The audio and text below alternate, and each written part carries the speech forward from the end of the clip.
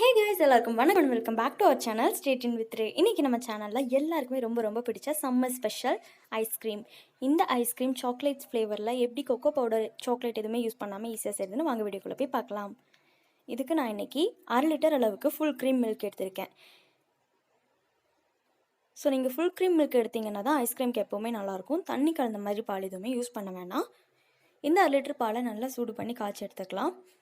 இந்த பால் கொஞ்சம் பாதியாக குறைஞ்சி வர அளவுக்கு நல்லா திக்காக காய்ச்சி எடுத்துக்கலாம். இன்னும் இந்த அளவுக்கு.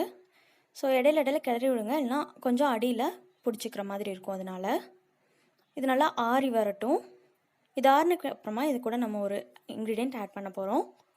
ஸோ என்னென்னு பார்த்தீங்கன்னா பிஸ்கட் வச்சு தான் இந்த ஐஸ்கிரீம் செய்ய போகிறோம். நான் இன்றைக்கி அதுக்கு எடுத்துருக்கிறது ஹாப்பி பிஸ்கட். இது வந்து 5 ரூபி பேக், 3 பேக்கெட் மட்டும் எடுத்திருக்கேன். இந்த பிஸ்கட்ஸ் எல்லாத்தையுமே நம்ம மிக்சியில் போட்டு அரைச்சிக்கலாம். சாக்லேட் ஃப்ளேவரில் இந்த பிஸ்கட் இல்லை, எந்த பிஸ்கட் வேணாலும் நீங்கள் எடுத்துக்கலாம். சாக்லேட் ஃப்ளேவராக இருந்துச்சு அப்படின்னா இந்த ஐஸ்கிரீமுக்கு அது ரொம்பவே டேஸ்ட் கொடுக்கும். அதனால் உங்கள்கிட்ட கொக்கோ பவுடர் இருக்குன்னா நீங்கள் அதுவே சேர்த்துக்கலாம். இது இல்லாதவங்களுக்கு ரொம்பவே ஈஸியாக எப்படி செய்கிறதுங்கிறதுக்காக இந்த வீடியோ நான் காட்டியிருக்கேன். ஸோ பிஸ்கட்ஸை இந்த மாதிரி மிக்ஸி ஜாரில் ஆட் பண்ணிவிட்டு இது கூட சுகர் நம்ம ஆட் பண்ணிக்கலாம். நான் ஒரு 1.5 டேபிள் ஸ்பூன் அளவுக்கு சுகர் ஆட் பண்ணியிருக்கேன். பிஸ்கட்லேயே ஆல்ரெடி சுகர் கண்டென்ட் இருக்கும் அப்படிங்கிறனால கொஞ்சமாக ஆட் பண்ணியிருக்கேன். ஸோ இந்த பவுடரை நம்ம ஆறின பாலில் நல்லா மிக்ஸ் பண்ணிடலாம். இதுக்கப்புறம் அடுப்பில் வைக்கணும்னு அவசியம் இல்லை. நல்லா எந்த கட்டியும் இல்லாத மாதிரி மிக்ஸ் பண்ணிக்கோங்க.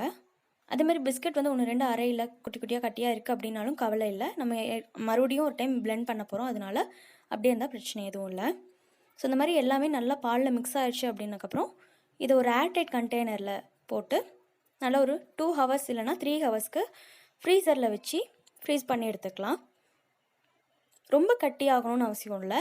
ஸோ நம்ம ஒரு 2 மணி நேரம் இல்லை 3 மணி நேரம் தான் வச்சுருக்கோம் அப்படின்னா ஃபுல்லாக நமக்கு கட்டியாகி வராது. ஸோ ஏர்டைட் கண்டெய்னரில் போட்டு வச்சுடுங்க. நான் ஒரு 3 ஹவர்ஸ் கழித்து எடுத்திருக்கேன். இந்த மாதிரி தான் இருந்துச்சு, ஃபுல்லாக ஃப்ரீஸ் ஆகிருக்காது. ஸோ இந்த ஸ்டேஜில் நம்ம ஒவ்வொரு பேட்சாக கொஞ்சம் கொஞ்சமாக மிக்சியில் போட்டு அரைச்சி எடுத்துக்க போகிறோம். ஸோ இந்த மாதிரி கொஞ்சம் கொஞ்சமாக எடுத்து ஒரு டைம் பிளெண்ட் பண்ணி போட்டுக்கிட்டோம் அப்படின்னா நம்மளோட ஐஸ்கிரீம் ரொம்பவே ஸ்மூத்தாக இருக்கும். திட்டாக இல்லாமல் ரொம்பவே சாஃப்ட் அண்ட் ஸ்மூத்தாக சாப்பிட்றதுக்கு ரொம்பவே க்ரீமி டெக்ஸ்சரில் நல்லாயிருக்கும். நம்ம இந்த ஐஸ்கிரீமில் பார்த்திங்கன்னா எந்த ஒரு ஃப்ரெஷ் க்ரீம் எதுவுமே சேர்த்துக்கல, பட் ரொம்பவே க்ரீமியாக இருக்கும். பாருங்கள், ஒரு டைம் பிளெண்ட் பண்ணக்கப்புறம் அதோட கலரே வேறு மாதிரி சேஞ்ச் ஆகிருக்கு. சூப்பராக இருந்துச்சு டேஸ்ட்டும். ஸோ இந்த மாதிரி க்ளோஸ் பண்ணிவிட்டு இது ஒரு ஓவர் நைட் ஃப்ரீசரில் வச்சு எடுத்துக்கோங்க. ஒரு 7 to 8 ஹவர்ஸ் வச்சு எடுத்துக்கலாம் ஃப்ரீசரில். பாருங்கள் எவ்வளோ சூப்பர் டெக்ஸ்சரில் கிடச்சிருக்கு அப்படின்னு. நிறைய பேர் ஐஸ்கிரீம் வந்துட்டு நான் இந்த மாதிரி இவ்வளோ நேரம் ஃப்ரிட்ஜில் வச்சும் கூட எனக்கு சரியாக கட்டி ஆகலை அப்படிங்கிறீங்க. ஃப்ரீசரோட டெம்பரேச்சர் கண்டிப்பாக அதிகமாக இருந்தால் தான் இந்த மாதிரி உங்களுக்கு கிடைக்கும்.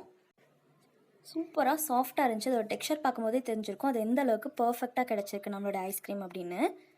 ஸோ இதில் நீங்கள் தேவைப்பட்டுச்சுன்னா நீங்கள் உங்களுக்கு பிடிச்ச நட்ஸ் எது வேணாலும் சேர்த்துக்கலாம். அதே மாதிரி டாப்பிங்ஸ் இந்த மாதிரி ஸ்ப்ரிங்கிள்ஸ் எது வேணாலும் ஆட் பண்ணி சர்வ் பண்ணலாம். ரொம்ப டேஸ்டியாக இருந்துச்சு. பிஸ்கட்டில் செஞ்சதுன்னு யாருமே நம்பவே மாட்டாங்க. அந்தளவுக்கு இது ஒரிஜினல் சாக்லேட் ஃப்ளேவரில் கொக்கோ பவுடர் யூஸ் பண்ணி செஞ்ச மாதிரி தான் இருந்துச்சு. ஸோ கண்டிப்பாக இந்த ஐஸ்கிரீம் இந்த சம்மரில் உங்கள் வீட்டில் ட்ரை பண்ணி பார்த்துட்டு எப்படி இருந்துச்சுன்னு ஃபீட்பேக் என் கூட ஷேர் பண்ணிக்கோங்க. தேங்க்ஸ் ஃபார் வாட்சிங். பாய்.